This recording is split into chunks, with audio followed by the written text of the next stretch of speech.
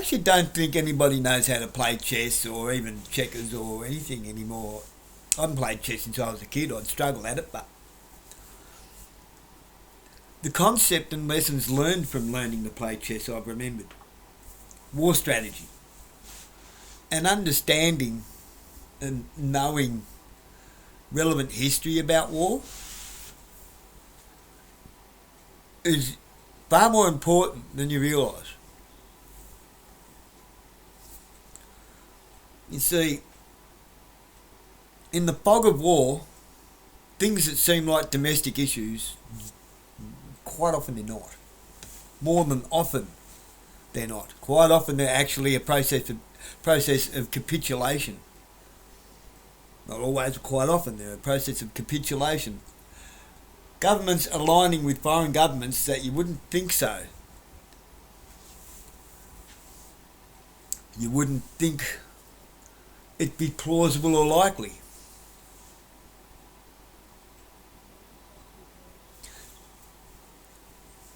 One of the rules, laws, or the art of war,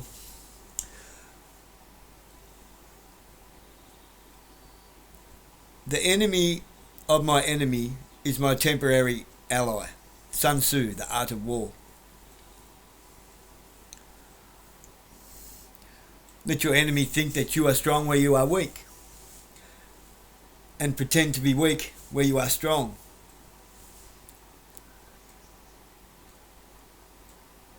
Winning a battle does not equate to winning a war, but winning a war can be accomplished by losing a battle.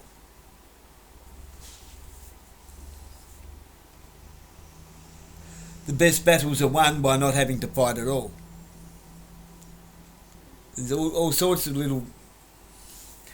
Read The Art of War by Sun Tzu. Sun Tzu. Sun Tzu, The Art of War.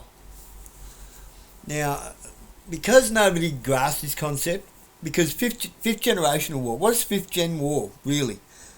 All these people hopping up and down going, it's the war for the soul, it's the war in your mind, oh, if we just have good vibes, and I think it can be won by saying prayers. Okay, no, clearly you don't grasp the concept of war. You can't win wars with good vibes and happy feelings and kumbayas and stuff. It doesn't work that way. If somebody wants to wage war, they'll wage war. Your wishes and hopes are not strategies and plans. Wish and hope in one hand, shit in the other. See which one fills up the quickest. Everyone's running around thinking they're on the hot topic. They're on the issue. Oh, it's guns. Oh, it's beef. Oh, it's the sheep boats, our lamb trade. It's insert single one-trick pony item here. It's not that simple. We have a bloke that's chronic on it. He's gone from guns, now he's gone on to cattle, the beef cattle trade. When US beef is here without same standards, okay, it's a non-thing. It's a non-starter. That's the obvious one of many elephants in the room, designed to keep you from noticing the, say it with me, the sleep paralysis demon under your own bed. The sleep paralysis demon in the corner of the room, behind the chair, Watch the birdie. Or purposely, see this hand you can't see, watch the birdie, see this hand you can't see, well, somebody else is doing something over there completely. They're trying to get your attention with two hands. Inception psyops. A psyop within a psyop. That's war. That's how that happens all the way through. Do you think the Cold War ever stopped? Of course it didn't. No such thing as there not being a non-Cold War. Here's another little factoid that most people don't seem to grasp the concept of. Even with our multiple little skirmishes we've had here and there around the world over the last couple of 100 years even. We've had our World War, lasted a few years here and there. Call it World War if you want, I call it resets. World War One, World War Two was just a means to an end. That's all they are. They're just a means to an end, a means to fulfilling a narrative and an agenda for a reset. Every time we've had a war, there's been famine, there's been a reset of economics and a reset of population. It happens every time. We're just in it again now. This brief period of 50 years or so, it's the exception to the rule. It's an anomaly out of the history of mankind. It's an anomaly. It's been the most peaceful, least conflictive period in recorded history of man on this earth, of our species, that we have recorded, that we know, that we can prove by fact, or even what can be proven by the story of the victors. This history is always written by whoever wins, the victors of the conflict. And don't worry, the conflict isn't between the powers that be. We're just made to think that. Why? I just told you why, for resets. So, I'm not even going to watch this video because I've watched a few of them and they're just...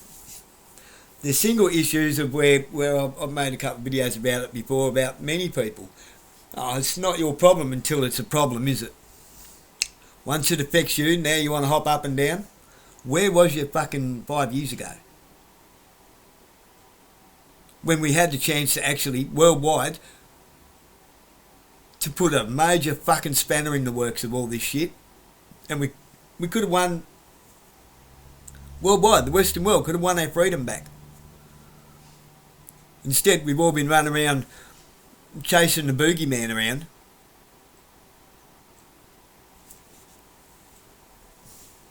Pretend Muslims, pretend Islamist, extreme Islamist fucking terrorists.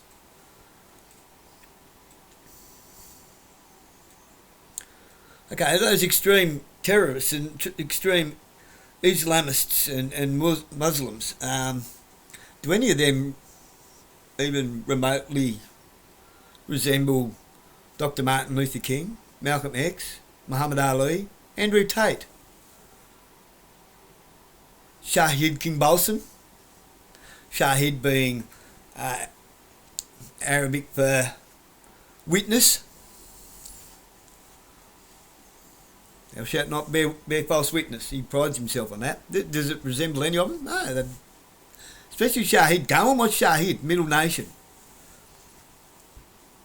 He'll humble a lot of you so-called bloody Christians, I tell you. He's too Christian for the Christians. No wonder he's a bloody Muslim. Islam. Like proper Islam, not this westernised radical fucking nutcase Islam. They don't even resemble Islam at all. How do I know? Because I've used my own brain, I don't need to be told. Look at Australia's relevant history over the last...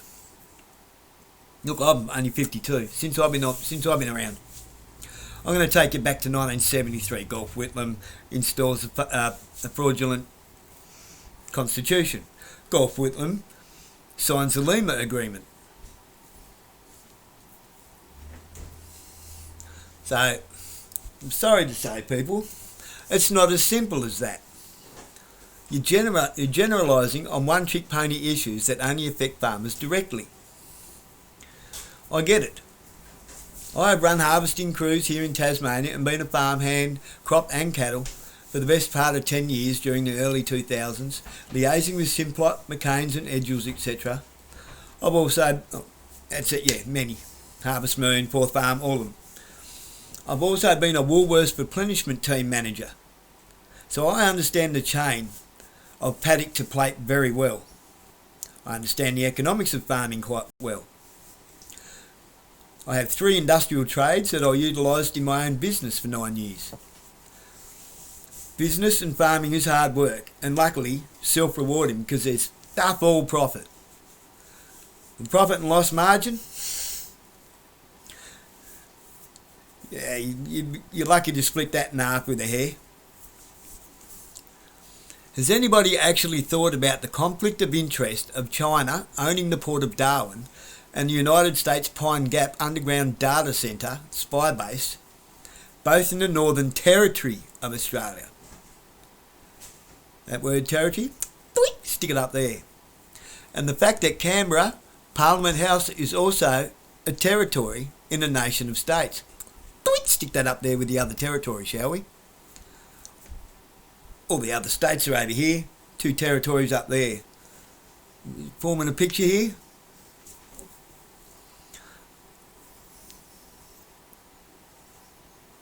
Come on, say it with me now. Foreign land, foreign territories. Australia doesn't have territories. That's why if you win a prize in a state, it's not redeemable in a territory and vice versa.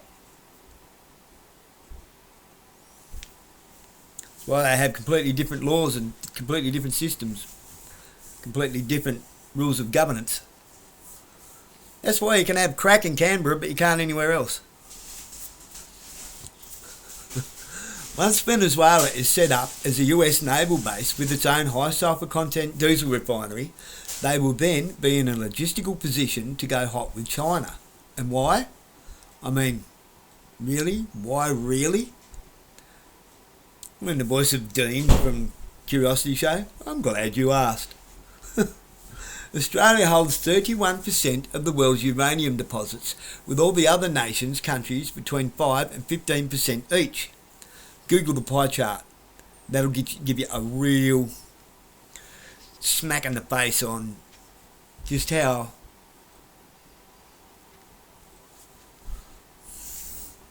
serious this is. We are economically reliant on China, whether we like it or not. They own major lease agreements on minerals, mining, industry and infrastructure thanks to the Lima Agreement. Remember, I'll go back to Gulf Whitlam, 1975. And between the Hawke and Keating government and the Howard and Abbott government, Labor, coalition, selling off major assets like 49% of BHP to China, creating a false, unsustainable economic surplus with no means to replenish it other than to keep selling our resources and land to foreign interests. Paul Keating's 99-year oil rights lease to Saudi Arabia, which is why we pay so much at the Bowser. We're basically caretakers. And you better believe China will protect its assets. They will protect their investments. Taiwan isn't over microchips or honour nor traditional ownership. It's strategically located for optimum Allied naval base and fortification for China and North Korea. If Taiwan is captured, with South Korea will have no option but to capitulate to Kim Jong-un. There's no way we aren't the next Ukraine alongside the nation states of the biblical Philistines for their oil deposits, making Ukraine the agriculture and rare earth mineral supply, Venezuela oil, river to the sea, oil supply, and Australia nuclear power supply to the globalists. Welcome to the Hunger Games. We are District Chinalia, the world's battery. Until people grasp the concept of maintaining the hierarchical order of world dominance as a pyramid scheme, we will keep trying to catch raindrops in a storm and putting out spot fires, but never looking for the source of how they are being lit or looking up to notice the storm cloud. We've got to be smarter than this, people. We've got to be... Don't give up. I'm not telling people to give up. I'm not saying don't go away because you're not intelligent enough. No, not at all. I'm saying everybody needs to get together. We can't fight our own separate battles, divided and separated. It's not going to work. We need to unite our battles and realise they only have the authority that we allow them to have. They can only get away with it if we do it. We're the tools. We're the commodities. They order us to jump and we jump. What if we didn't jump? What if we all said, no, fuck you, we're not fighting your wars. We're not going to invade another country. And we just all started helping each other out, growing our own foods, looking after each other and ourselves. And if you want the criminals, you can have the criminals. You just can have hell all to yourselves. Fine, you go, you have hell.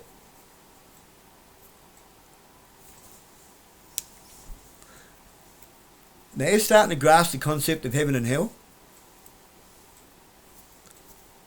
If you learn the Lord's Prayer properly, you'll realise on earth as it is in heaven, we can have heaven on earth and they can have hell all to themselves. They create their own hell. As long as we keep playing their game, we're going to hell with them. Over and over and over again. One of these days we're going to get it, aren't we? Stop red pilling, stop blue pilling. No pill. No pill is the answer. And what's no pill? It's not choosing a side. It's choosing life. It's choosing us. They all work for the same machine. Doesn't matter what side. Red, blue, Labor, Liberal. Far left, extreme right and all that bullshit.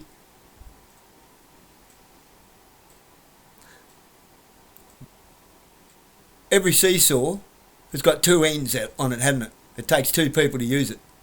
Get off the seesaw.